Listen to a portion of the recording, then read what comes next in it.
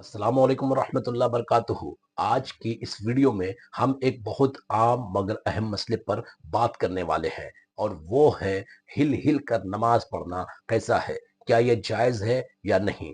आइए इस बात को सादा अल्फाज में समझते हैं। इसके लिए आप इस वीडियो को पूरी देखिएगा, स्किप मत कीजिएगा वरना मसला आपको समझ में नहीं आएगा। नमाज में सुकून और इत्मीनान क्यों जरूरी है।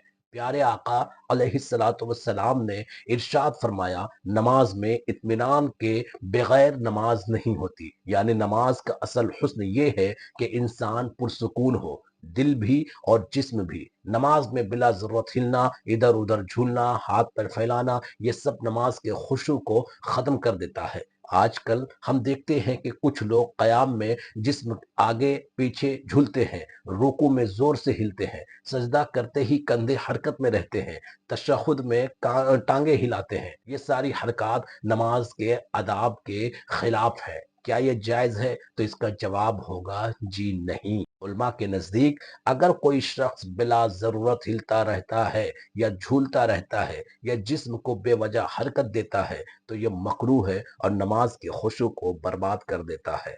और अगर जिस्म इतना हिले कि लोग देखकर ये कहें कि ये नमाज में नहीं बल्कि ये बंदा बेचैन है, तो ऐसी नमाज सख्त नापसंदीदा है। क्यों नापसंदीदा है? क्योंकि नमाज में सुकून फर्ज है। दिल और जिस्म का अल्लाह की तरफ मुतवज्जा होना जरूरी है।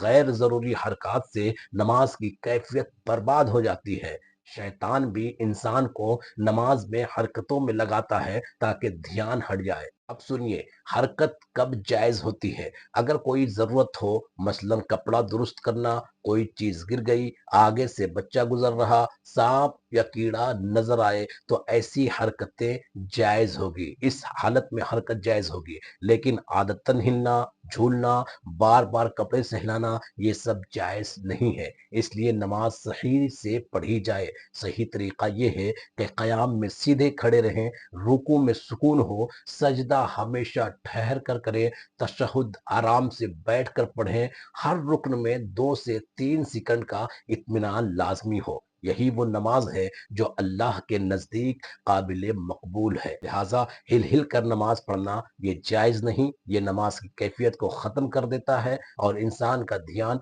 अल्लाह पाक से हटा देता है। नमाज में सुकून, आहिस्तगी और अदब को लाजिम पकड़े। उम्मीद है आपको ये मसला अच्छी तरह समझ आया होगा। वीडियो पसंद आए तो लाइक करें, चैनल को सब्सक्राइब करें और ऐसे मुसलमानों तक जरूर पहुंचाएं जो नमाज में इन गलतियों का शिकार है। अल्लाह पाक हम सब की नमाजों को कबूल फरमाए। अस्सलाम वालेकुम।